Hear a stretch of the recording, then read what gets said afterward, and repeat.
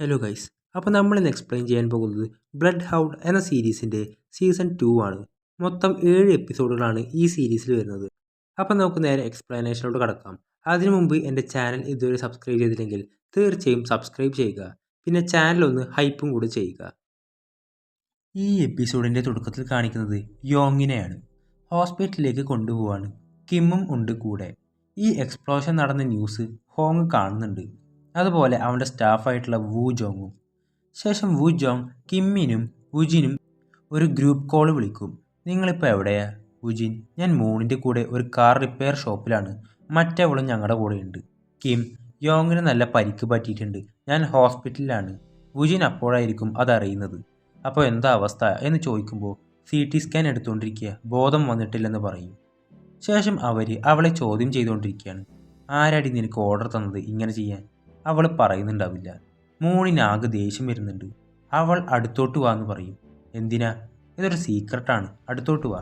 അങ്ങനെ സീക്രട്ട് കേൾക്കാൻ പോയതും അയാളുടെ ചെവിയിൽ കടിക്കും. മൂണിന് അവളെ കൊല്ലാനുള്ള ദേഷ്യമുണ്ട്. അവൾ വീണ്ടും കളിയാക്കാൻ തുടങ്ങും. എന്നിട്ട് വുജിൻ ചെന്ന് ദേഷ്യപ്പെടും.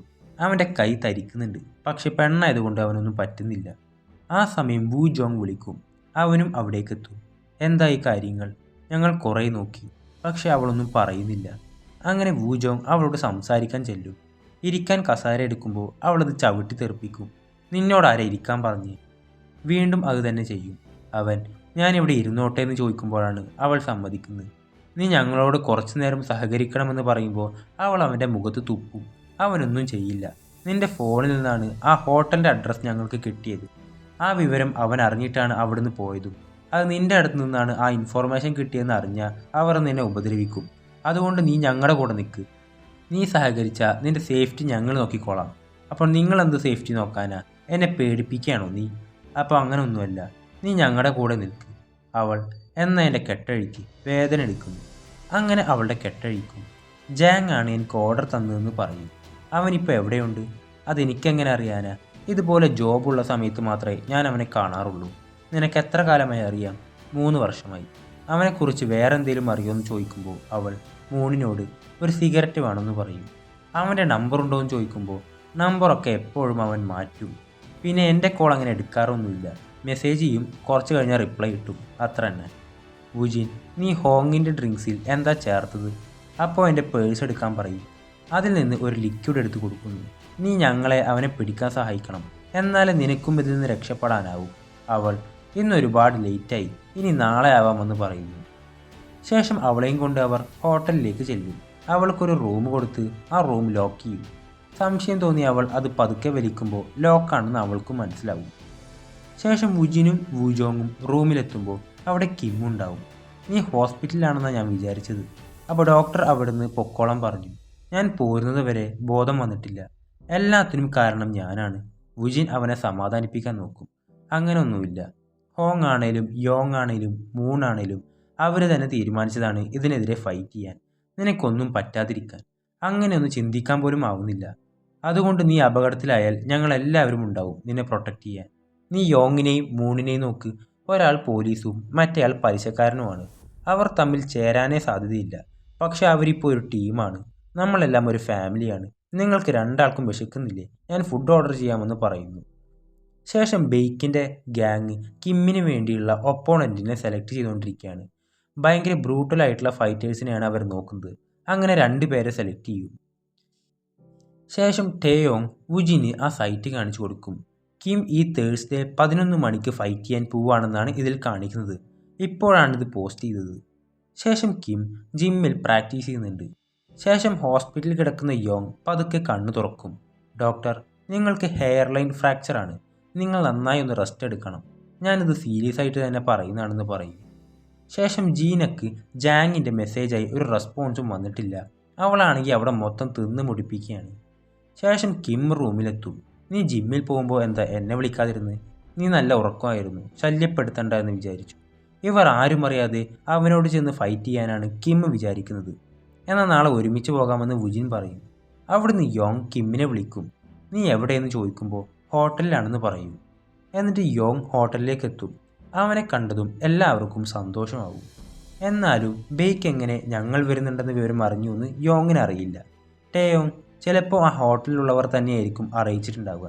അവിടുത്തെ റിസപ്ഷനിസ്റ്റിനോട് ഞാനാണല്ലോ അവരെ പറ്റി ചോദിച്ചത്. എന്തായാലും നമുക്കിപ്പോൾ സ്പ്ലിറ്റ് ആവാം. ഞാനും വുജോങ്ങും ജാങ്ങിനെ പിടിക്കാനും മൂണും വുജിനും യൂട്ടയുടെ ഫാമിലിയെയും നോക്കണം. വുജോങ് ഹോങ്ങിൻ്റെ ഡ്രിങ്ക്സിലുണ്ടായിരുന്ന ഡ്രഗ് കണ്ടെത്തിയെന്ന് പറയും. അത് ടെസ്റ്റ് ചെയ്യാൻ കൊടുത്തിട്ടുണ്ട്. അതിൻ്റെ റിസൾട്ട് 2 ദിവസത്തിനുള്ളിൽ വരും. വുജിൻ, എന്നാൽ കിം ഇവിടെ ഇരുന്നോട്ടെ. അതെ, ഇന്ന് IKFCയിൽ അവൻ ഫൈറ്റ് ചെയ്യാൻ പോവുകയാണെന്നാണ് പോസ്റ്റ് ചെയ്തിരിക്കുന്നത്. അവൻ ഇവിടെ സേഫായിരിക്കും. ശേഷം യോങ്ങിൻ്റെ മുമ്പിലിരുന്ന് അവൾ ഗെയിം കളിച്ചുകൊണ്ടിരിക്കുകയാണ്. കുറേ നേരമായി. പെട്ടെന്നാണ് ജാങ്ങിൻ്റെ മെസ്സേജ് വരുന്നത്. അവളുടെ മുഖം മാറുമ്പോൾ തന്നെ യോങ്ങിന് കാര്യം മനസ്സിലാവും. ആ ഫോണ് വാങ്ങൂ. ശേഷം ജീന അവൻ പറഞ്ഞ ലൊക്കേഷനിലേക്ക് വരും. പക്ഷെ അവൻ വേറെ റൂമിൽ നിന്ന് അവളെ നിരീക്ഷിക്കുന്നുണ്ട്, വേറെ ആരെങ്കിലും ഉണ്ടോ എന്ന് വെച്ച്. അങ്ങനെ കുറച്ച് കഴിഞ്ഞ് അവിടേക്ക് യോങ്ങും വൂജോങ്ങും വരും. അപ്പോൾ ഇതൊരു ട്രാപ്പാണെന്ന് അവന് മനസ്സിലാവും. അവൻ വേറൊരാൾക്ക് കൊട്ടേഷൻ കൊടുക്കും. എന്നിട്ട് ജീന ഒന്ന് സ്മോക്ക് ചെയ്യാൻ വേണ്ടി പുറത്തേക്ക് പോകുന്നതും അവൻ്റെ ആൾ വന്ന് കഴുത്തിൽ വരഞ്ഞിട്ട് പോകും. യോങ് പെട്ടെന്ന് ആംബുലൻസിനെ വിളിക്കും. ശേഷം കിം ജിമ്മിൽ നല്ല വർക്കൗട്ടും പ്രാക്ടീസും ഒക്കെ ആയിരിക്കും. അവന് വേണ്ടിയുള്ള ഒപ്പോണൻസ് കൊറിയയിലേക്ക് വരും. ബെയ്ക്കിൻ്റെയും കിമ്മിൻ്റെയും ട്രെയിനിങ് മാറി മാറി കാണിക്കും. IKFC ഫൈറ്റിനുള്ള കേജൊക്കെ അവർ സെറ്റാക്കിയിട്ടുണ്ടാവും. കിം റൂമിൽ ചെന്ന് ഡ്രസ്സ് മാറ്റി അവിടുത്തെ സെക്യൂരിറ്റീസിനോട് ഒന്ന് നടന്നിട്ട് വരാമെന്ന് പറഞ്ഞ് പുറത്തേക്ക് പോകും. ശേഷം കിം ബെയ്ക്കിൻ്റെ സ്ഥലത്തേക്ക് എത്തും, ആരും അറിയാതെ. അവിടെ ബെയ്ക്കിൻ്റെ അടുത്തായി കാങ്ങിനെയും കാണുന്നു. ബെയ്ക്ക്, നിനക്ക് വേണ്ടി ഞാൻ ഒരുപാട് പൈസ ഇപ്പോൾ തന്നെ മുടക്കി. ഇപ്പോൾ എന്തിനാ ഫൈറ്റിന് വന്നത്? ഫാമിലിക്ക് വേണ്ടിയാണോ അതോ ഫ്രണ്ട്സിന് വേണ്ടിയോ? ആളുകൾ ബോക്സിങ് കണ്ടുപിടിച്ചതിൻ്റെ പൈസക്ക് വേണ്ടിയാ. ഇത് ബ്രോഡ്കാസ്റ്റ് ചെയ്ത് നമുക്കും ഒരുപാട് കാശുണ്ടാക്കാം. അപ്പോൾ എനിക്ക് കാശൊന്നും വേണ്ട, ഇതൊന്നും തീർത്ത് കിട്ടിയാൽ മതി. അപ്പോൾ നീ തോറ്റുപോയാൽ നിന്റെ ഫാമിലിയിലുള്ളവരെല്ലാം ചത്തെന്ന് കൂട്ടിയാൽ മതി. ഇതൊക്കെ കേട്ട് കിമ്മിനും നല്ല ദേഷ്യം വരുന്നുണ്ട്. ശേഷം ടേയോങ് ആ സൈറ്റ് നോക്കിക്കൊണ്ടിരിക്കുകയാണ്. പെട്ടെന്നാണ് ഒരു ടൈമർ വരുന്നത്. ലൈവ് തുടങ്ങാൻ വെറും 10 മിനിറ്റ് എന്നും പറഞ്ഞ് അവൾ നേരെ കിമ്മിൻ്റെ റൂമിൽ ചെന്ന് തട്ടും. അപ്പോൾ സെക്യൂരിറ്റീസ് അവൻ വാക്കിങ്ങിന് പോയല്ലോ എന്ന് പറയും. അവൾ അവനെ വിളിക്കുമ്പോഴും കിട്ടുന്നുണ്ടാവില്ല. ശേഷം കിം ഫൈറ്റിന് റെഡിയാവും. യൂട്ടെ, ഈ അയൺ നക്കിൾസ് ഇട്. അപ്പോൾ ഇത് വേണ്ട, ഞാൻ എൻ്റെ രീതിക്ക് ഫൈറ്റ് ചെയ്തോളാം. അപ്പോൾ ഇതല്ലാതെ നിനക്കിവിടെ പറ്റില്ല. പക്ഷെ കിം അത് കാര്യമാക്കില്ല. ശേഷം യോങ് ഹോട്ടലിലെത്തും. ആ സമയം തലക്ക് നല്ല പെയിൻ ഉണ്ടാവും ആൾക്ക്. എന്നിട്ട് കിം ഫൈറ്റ് ചെയ്യാൻ കയറും. ഇതൊക്കെ ലൈവായി മറ്റവർ കാണുന്നുണ്ട്. അങ്ങനെ ഫൈറ്റ് തുടങ്ങും.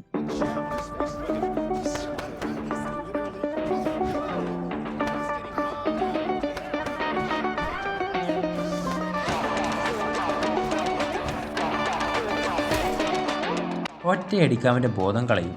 കമാൻഡിൽ എല്ലാവരും കിമ്മിനെയാണ് സപ്പോർട്ട് ചെയ്യുന്നത്. ശേഷം നെക്സ്റ്റ് റൗണ്ടിൽ വേറൊരുത്തൻ വരും. അതിൽ പിടിച്ചു നിൽക്കാൻ കിം കുറച്ച് കഷ്ടപ്പെടും.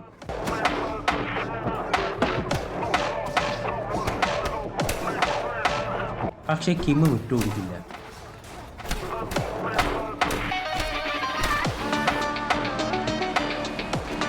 അങ്ങനെ ആ റൗണ്ടിലും കിം ജയിക്കുന്നു. അങ്ങനെ 3ാമത്തെ റൗണ്ടിലാണ് ബെയ്ക്ക് വരുന്നത്. അപ്പോൾ തന്നെ അവൻ്റെ ഒരു ഫോട്ടോ എടുക്കും. അങ്ങനെ ഫൈറ്റ് തുടങ്ങും.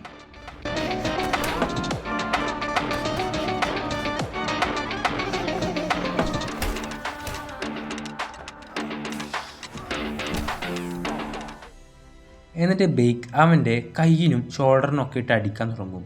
അങ്ങനെ അടിച്ചടിച്ച് കിമ്മിനെ ആകെ അവശനാക്കും. ആ സമയത്ത് പോലീസ് അങ്ങോട്ട് വരുന്നതായി അവർ കാണുന്നു. എല്ലാവരും പെട്ടെന്ന് സ്കൂട്ടാവും. ബെയ്ക്ക് ഇനിയും അടിക്കാൻ നിൽക്കുമ്പോൾ യൂട്ടെ വന്ന് അവനെ പിടിച്ചു മാറ്റും. അപ്പോൾ അവൻ്റെ കഴുത്തിനിട്ട് പിടിക്കും. പോലീസ് എത്തും മുമ്പേ അവർ രക്ഷപ്പെടുന്നു. ശേഷം കിം ഹോസ്പിറ്റലിലാണുള്ളത്. വുജിൻ, നീ എന്തിനാ ഇങ്ങനെ ചെയ്ത്? അപ്പോൾ ഞാൻ വന്നില്ലെങ്കിൽ അവൻ നിന്നെയും അമ്മയെയും ഉപദ്രവിക്കുമെന്ന് പറഞ്ഞു. സോറി. എന്തിന് സോറി? നീ ഞങ്ങളെ ഓർത്ത് ചെയ്തതല്ലേ? ചോയി നമ്മളോട് പറഞ്ഞിട്ടുണ്ട് നമ്മൾ എന്നും ഒപ്പം ഉണ്ടാവണമെന്ന്. ഇനി എന്തൊക്കെ സംഭവിച്ചാലും ഇനി അങ്ങനെ തന്നെയായിരിക്കും. ഇനി മരിക്കുകയാണെങ്കിലും അങ്ങനെ തന്നെ, ജീവിക്കുകയാണെങ്കിലും ഒരുമിച്ച്. അങ്ങനെ ബെയ്ക്കിനെ കുറിച്ചുള്ള ഡീറ്റെയിൽസൊക്കെ അവർക്ക് കിട്ടും. അവനെതിരെ വാറണ്ട് പുറപ്പെടുവിക്കാൻ പറയും. ശേഷം ജാങ് വന്ന് ബെയ്ക്കിനോട്, പോലീസ് നിന്റെ പേരിൽ വാറണ്ട് ചെയ്തിട്ടുണ്ട്, പെട്ടെന്ന് തന്നെ കൊറിയയിൽ നിന്ന് പോകുന്നതാണ് നല്ലത്, ഞാനൊരു പ്രൈവറ്റ് ജെറ്റ് അറേഞ്ച് ചെയ്യാമെന്ന് പറയും.